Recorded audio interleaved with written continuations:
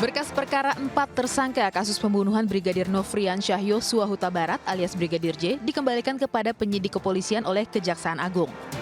Jaksa memberi catatan kepada polisi agar berkas kasus dilengkapi. Jaksa meminta berkas dilengkapi agar kasus segera dibawa ke persidangan. Jaksa mengatakan berkas tersebut harus lengkap syarat formil dan material sehingga bisa dibuktikan di persidangan. Kejaksaan intensif berdiskusi dengan penyidik Bareskrim Polri agar cepat dituntaskan di pengadilan. Penelitian berkas dilakukan secara cermat dan hati-hati sesuai dengan KUHP dan pasal yang disangkakan. Adapun 4 berkas adalah milik tersangka Baradae atau Barada Richard Eliezer, Bribka RR atau Bribka Ricky Rizal, KM atau Kuat Ma'ruf, dan Irjen Verdi Sambo. Baradae berperan melakukan penembakan terhadap korban yakni Brigadir J. Bribka RR turut membantu dan menyaksikan insiden penembakan korban. Tersangka KM adalah orang yang turut dalam membantu dan menyaksikan penembakan terhadap korban. Sementara peran Irjen Sambo adalah menyuruh, melakukan, dan menskenariokan kejadian-kejadian dalam kasus tersebut seolah-olah terjadi peristiwa tembak-menembak. Sementara itu, tim khusus Polri menjadwalkan rekonstruksi kasus pembunuhan berencana Brigadir Nofrian Syah Yosua Huta Barat atau Brigadir J pada Selasa besok. Rekonstruksi akan digelar di tempat kejadian perkara di rumah dinas mantan Kadif Propam Polri Irjen Verdi Sambo, Kompleks Polri Duren 3, Jakarta Selatan. Rencananya rekonstruksi dilakukan dengan menghadirkan kelima tersangka kasus pembunuhan berencana Brigadir J. Selain menghadirkan 5 tersangka dan juga tentunya didampingi oleh pengacara, nanti bersama ikut di dalam menyaksikan rekonstruksi tersebut adalah jaksa penuntut umum, kemudian juga agar pelaksananya juga berjalan secara transparan, objektif, dan akuntabel, penyidik juga mengundang Komnas HAM dan Kompolnas. Ya, ini sesuai dengan komitmen Bapak Kapolri bahwa seluruh prosesnya ini harus juga untuk menjaga transparansi, kemudian menjaga objektivitas, kita mengundang pengawas dari eksternal. Kejaksaan Agung mengatakan ketua tim jaksa penuntut umum akan hadir ke lokasi rekonstruksi pembunuhan berencana Brigadir J. Rekonstruksi besok juga akan menghadirkan perwakilan dari Komisi Nasional Hak Asasi Manusia dan Komisi Kepolisian Nasional. Dengan rekonstruksi perkara, penyidik memiliki gambaran awal terjadinya tindak pidana. Rekonstruksi membantu proses penyidikan mengungkap tindak pidana yang terjadi disesuaikan dengan keterangan para saksi dan tersangka dalam berita acara pemeriksaan.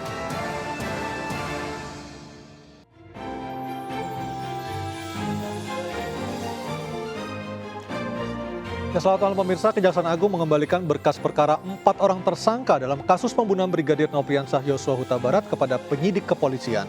Jaksa memberikan catatan kepada polisi agar berkas kasus segera dilengkapi.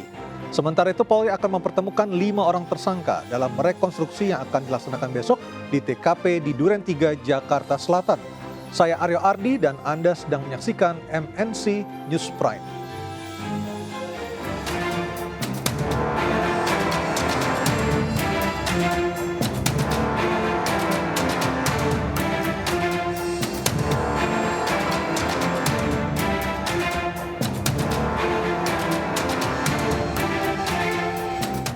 Pemirsa, Kejaksaan Agung mengembalikan berkas perkara 4 orang tersangka dalam kasus dugaan pembunuhan berencana terhadap Brigadir Yosua Huta Barat. Kejaksaan Agung menilai ada anatomi kasus tentang kesesuaian alat bukti yang harus diperjelas oleh penyidik agar mudah dibuktikan di pengadilan. 4 berkas perkara sudah masuk di Jampidum, ya. Dan dalam proses penelitian berkas perkara sebagaimana dalam ditentukan oleh Kitab Undang-Undang Acara Pidana, Kejaksaan berwenang melakukan proses pra penuntutan untuk membuat terang suatu peristiwa pidana. Penyidikan itu membuat terang peristiwa pidana, dan kami yang membangun kasus itu untuk dapat segera dibawa ke pengadilan. Jadi kawan-kawan, perkara ini insya Allah apabila seluruh petunjuk-petunjuk kami dipenuhi oleh kawan-kawan penyidik yang telah berupaya mengungkap peristiwa pidana ini, kami akan bawa ke pengadilan sesuai dengan alat bukti yang ada saat ini. Prosesnya sudah berjalan kurang lebih 2 mingguan kurang lah ya. Kami berkoordinasi secara intensif baik dengan Kabar Eskrim 2 kali ketemu saya di sini dalam rangka diskusi penanganan perkara ini, juga dengan penyidik dipimpin oleh Direktur Andirian, Brigadir Jenderal. Jadi kami melakukan diskusi intensif siang malam, bahkan di hari libur pun kami berdiskusi kepada kawan penyidik. Kenapa? Karena kami menganggap perkara ini harus segera kami tuntaskan di pengadilan. Namun demikian, kawan-kawan media harus bersabar, karena proses hukum itu harus dilakukan secara cermat dan hati-hati sesuai dengan ketentuan hukum acara pidana dan pasal-pasal yang disangkakan. Kita tidak boleh sembarangan. Maka saya tidak mau banyak bicara karena saya takut bias. Proses penyidikan harus berjalan. Dan pemirsa, besok rencananya pukul 10 rekonstruksi kasus pembunuhan Brigadir Yosua akan digelar di rumah dinas Verdi Sambo di Duren 3, Jakarta Selatan. Dan untuk pertama kalinya, Barada Richard Eliezer akan dihadirkan secara langsung.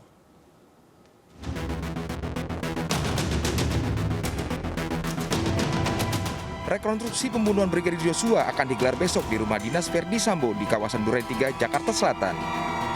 Selain pihak eksternal, rekonstruksi besok juga akan dihadiri secara langsung oleh kelima tersangka, termasuk Barada Richard Eliezer.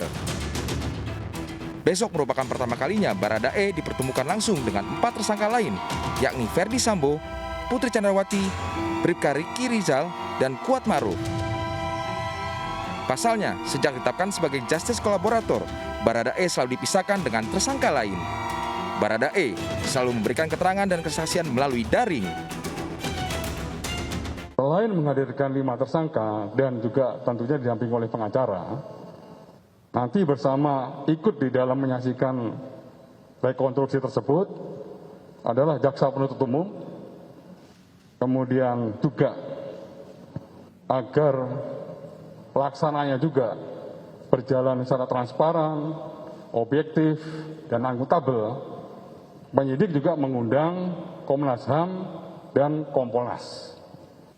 Ya, ini sesuai dengan komitmen Bapak Kapolri bahwa seluruh prosesnya ini harus juga untuk menjaga transparansi, kemudian menjaga objektivitas, kita mengundang pengawas dari eksternal.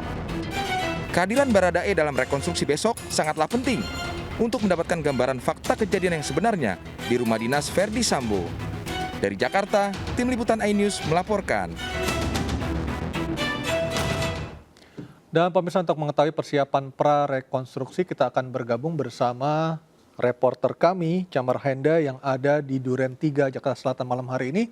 Camar, seperti apa persiapan jelang rekonstruksi besok, rencananya pada pukul 10 pagi, silakan laporan Anda. Baik. Selamat malam Aryo dan juga pemirsa, saat ini saya sudah berada di depan rumah Irjen Pol Verdi Sambo ataupun juga di rumah dinasnya yang ada di Kompleks Polri Duren 3 Jakarta Selatan. Pemantauan kami untuk malam hari ini, kami tidak melihat ada persiapan khusus ataupun juga ada pengamanan yang disiagakan oleh pihak kepolisian ataupun petugas. Namun memang garis kepolisian masih terus terpasang di rumah 2 tingkat ini yang menjadi saksi bisu dari peristiwa berdarah pada 8 Juli 2022. Aryo dan juga pemirsa, tadi pada sore hari sebelum kami ada di rumah dinas ini, kami juga sempat memantau dan juga melihat di rumah pribadi dari Putri Chandrawati dan juga Irjen Pol Verdi Sambo di Jalan Saguling 3. Tadi kami melihat ada 5 mobil Brimob beserta dengan belasan petugas yang mengunjungi rumah Putri Chandrawati, namun belum diketahui jelas apa maksud dan juga tujuan dari para petugas tersebut datang ke rumah Putri Chandrawati. Namun apabila apabila kita melihat kepada agenda yang akan dilakukan esok hari, yakni terkait dengan rekonstruksi, ini bisa saja pihak dari petugas melakukan pengecekan dan juga persiapan terkait dengan rekonstruksi yang akan dilakukan di rumah dinas ini yang berjarak sekitar 500 meter dari rumah pribadi Irjen Pol Verdi Sambo yang menjadi tempat Putri Chandrawati saat ini berada. Dikarenakan seperti diketahui meskipun sudah ditetapkan sebagai tersangka, Putri Chandrawati ini masih belum dilakukan penahanan dikarenakan alasan kesehatan. Sementara untuk rekonstruksi yang akan dilakukan esok hari ini akan merujuk kepada CCTV temuan dari penyidik, meskipun dari Barreskrim Polri belum menyebutkan untuk urutan peristiwa yang nantinya akan dilakukan rekonstruksi.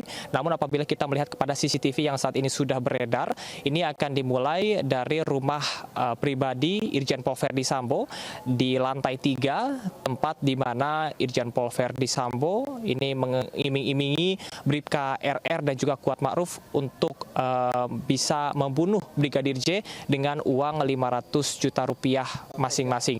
Kemudian juga nantinya setelah dari rumah pribadi ini akan beranjak ke rumah dinas Irjen Pol Verdi Sambo yang menjadi tempat eksekusi dari Brigadir J yang tewas ditembak.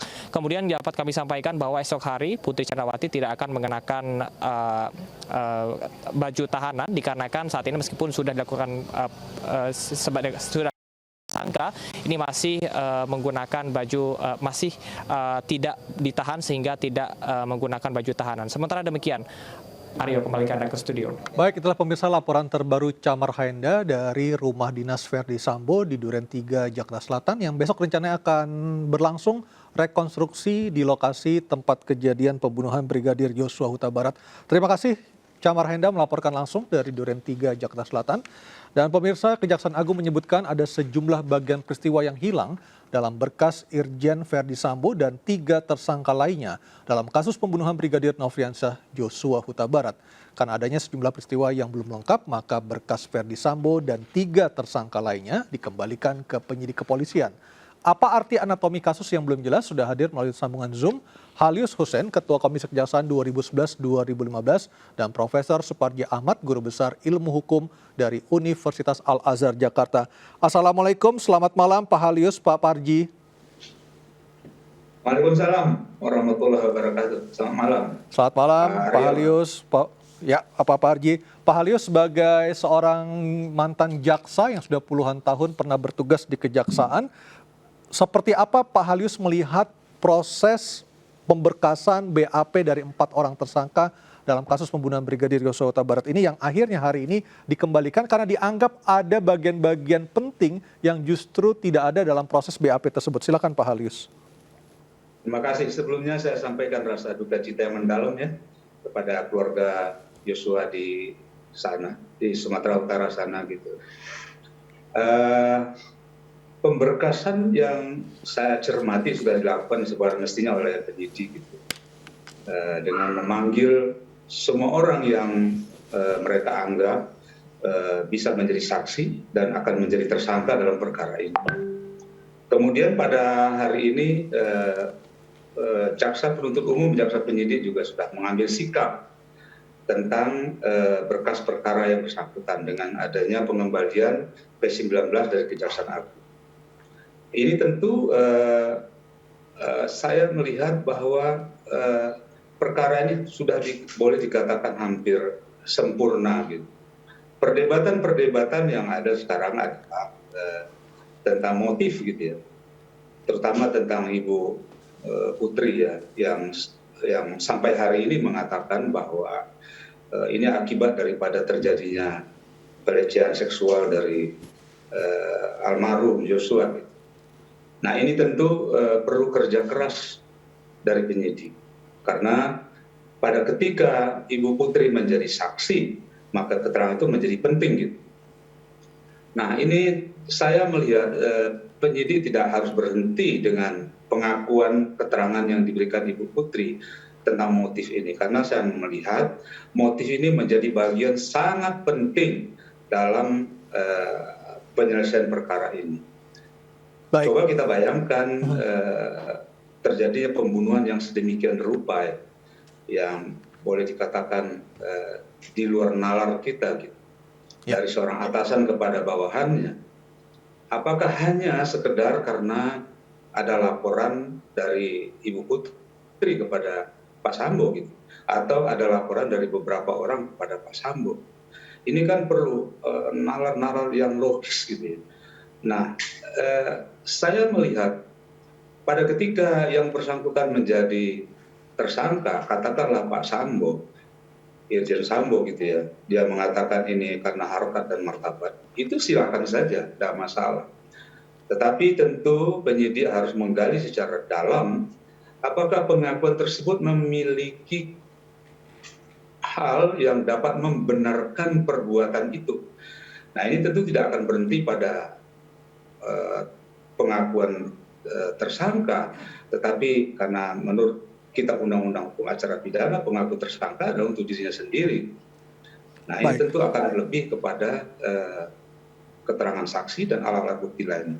Artinya dengan kondisi seperti saat ini, Pak Halius, mohon maaf saya potong, artinya jaksa sendiri juga belum bisa meyakinkan diri mereka untuk bisa menjerat Sambo dan juga 3 orang tersangka lainnya dengan pasal maksimal, karena ada beberapa bagian yang ternyata juga belum terlengkapi saat pemberkasan di Barreskrim Polri. Seperti itu, Pak Halius? Ya, jaksa saya lihat tentu akan sangat hati-hati. Ini perkara bukan perkara kecil, perkara besar yang melibatkan begitu banyak orang gitu, terutama para petinggi di kepolisian sana. Saya yakin kejaksaan dalam hal ini tidak akan abai ya dalam melakukan penelitian terhadap perkara.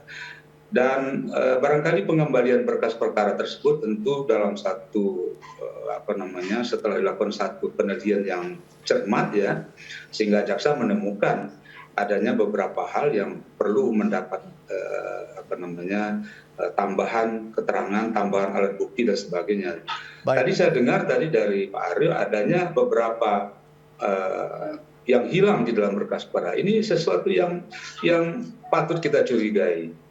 Kalau benar ada jaksa peneliti menemukan ada beberapa yang hilang dari berkas perkara, saya kira ini harus dipertanyakan kepada Barreskrim gitu. Kenapa hal ini bisa terjadi? Dan itu tidak pantas terjadi pada berkas perkara yang sebesar ini. Baik, saya ke Pak Suparji. Pak Suparji, bahasa yang dipakai oleh Jampidum siang tadi dalam ketika melakukan konferensi pers adalah adanya anatomi yang belum jelas. Seberapa yakin Pak Parji melihat kasus ini bisa dilengkapi dan juga bisa maksimal ketika nantinya memang akan segera disidangkan di pengadilan? Pak Parji, silakan. Ya, jaksa tentu akan mengawali dari mens rea ya, niat ya. Niat dari para pelaku ini untuk melakukan pembunuhan yang terhadap Joshua. Baik. Karena niat ini adalah sebagai satu cikal bakal untuk ditelusuri lebih lanjut.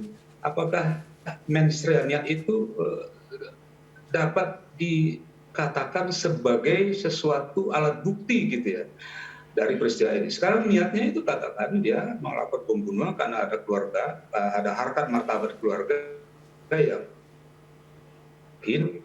Nah, ini tentu tidak bisa hanya berhenti di situ, harus kepada bukti-bukti lainnya. Dan ketika yang bersangkutan menjadi seperti Irjen Sambo menjadi terdakwa nanti itu tidak menjadi masalah karena jaksa penuntut umum dan hakim akan menggali kebenaran daripada niat itu. Kalau itu tidak benar niatnya, saya kira dia akan merugikan Pak terdakwa sendiri nantinya di persidangan. Baik, saya ke Pak Parji. Pak Parji, bagaimana Anda melihat perjalanan kasus ini? Apakah Anda yakin di pengadilan semuanya bisa terbukti? Karena pasal yang ditetapkan oleh penyidik adalah pasal yang tidak main-main. Ada 340, 338, Jungto 55 dan 56. Pak Parji, silakan.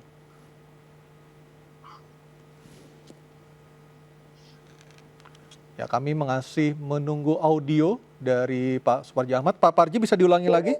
Ya.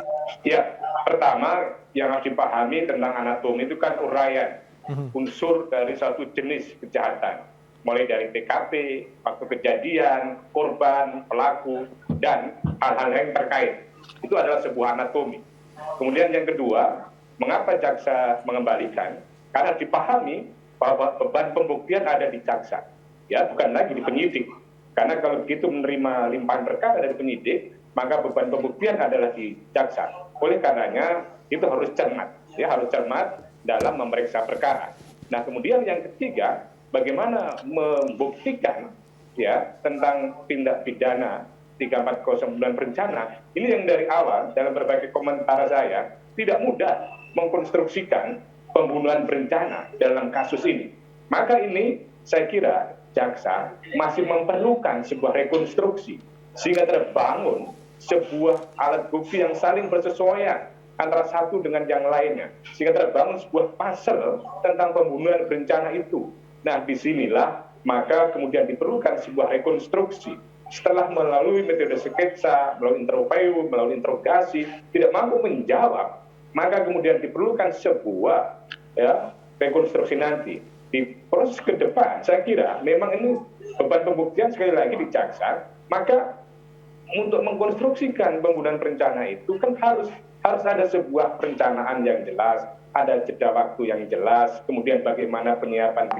Nah, sementara yang kita cermati dalam proses pemeriksaan sekarang ini kan jeda waktunya tidak terlalu lama dan kemudian sepertinya kesannya ada sebuah spontanitas dan sebagainya. Maka menurut saya ini yang akan dikejar oleh jaksa adalah sejauh mana perencanaan itu dilakukan sehingga nanti di pengadilan itu bisa dibuktikan.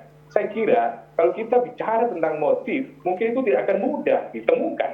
Karena motif itu kan sebuah niat jahat, di mana kemudian tidak nampak. Nampaknya ada di dalam sebuah perbuatan. Dan nanti yang akan dinilai adalah oleh majelis hakim di persidangan nanti. Maka dari perbuatan tadi itu akan kelihatan tentang motifnya. Sejauh ini perbuatan itu tidak sinkron dengan motif yang terjadi, di mana motifnya dalam rangka membela harkat dan martabat, tetapi pada sisi yang lain dari perbuatannya itu sepertinya agak ganjil kalau kemudian dalam rangka membela harkat dan martabat sampai kemudian dilakukan pembunuhan yang kemudian seperti kita amati bersama. Jadi ini saya kira bahwa jaksa dalam rangka membuktikan tentang pembunuhan berencana ini memerlukan rekonstruksi. Nah, disitulah nanti di rekonstruksi akan diketemukan kapan ini disiapkan, kapan ini akan direncanakan. Maka yang penting menurut saya jangan hanya 2 rumah itu yang dilakukan rekonstruksi, harus ditarik ke belakang, jangan kemudian nampak perencanaannya. Kalau kemudian hanya 2 tempat itu dengan jeda waktu mungkin yang tidak terlalu lama, maka tidak akan kelihatan perencanaannya, gitu ya. Jadi ini menurut saya yang perlu juga disarankan dalam proses rekonstruksi kemarin itu harus ditarik ke belakang tentang perencanaannya, sehingga nanti tidak sekedar melihat tentang perbuatan-perbuatannya. Maka ya ini ada Kompolnas, ada Komnas HAM, dan tentunya ada jaksa peneliti, maka bisa kemudian menarik sejauh mana perencanaan itu dilakukan, sehingga nanti sampai pada tahapan eksekusi. Kita apresiasi langkah yang dilakukan oleh jaksa dengan mengembalikan perkara tadi itu, dan dengan harapan supaya nanti mudah dibuktikan di persidangan, karena tentunya jaksa sangat berat bebannya. Jangan sampai kemudian sudah mendakwakan pasal 340, tapi kemudian uraian perkara ini tidak bersesuaian antara satu dengan yang lain, dan kemudian tidak ada alat bukti yang mendukung, maka tentunya ini kan bukan prestasi yang baik buat jaksa. Maka perlu ada satu proses pembuktian tentang pembunuhan berencana tadi itu. Perencanaannya di mana? Mas Parji, apakah jaksa kan besok juga diundang untuk datang ke rekonstruksi di Duren 3? Apakah jaksa juga mempunyai hak untuk berbicara kepada penyidik untuk mengusulkan agar tempat kejadian perkara juga dilakukan rekonstruksi di Magelang ataupun di tempat lainnya selama masih relevan dengan kasus ini? Apakah ada hak dari jaksa? Ya, jaksa memiliki hak sejak adanya SPDP, surat pemberitahuan dimulainya penyidikan. Di situ jaksa sudah mulai peran, yang kemudian melakukan supervisi, melakukan koordinasi, dan dari Jampidum sudah mengatakan dari awal sudah melakukan koordinasi dengan intensif. Sehingga perkara adalah perkara yang besar. Maka menurut saya, karena ini adalah membuktikan tentang pembunuhan berencana, maka dilihat rekonstruksi perencanaannya di mana, dicari tentang tempat-tempat kejadian yang relevan sehingga mudah dibuktikan di dalam persidangan nanti, gitu ya. Baik, kita akan lanjut lagi nanti usai pariwara, Pak Halis dan Pak Parji. Pemirsa tetaplah bersama kami di MNC News Prime.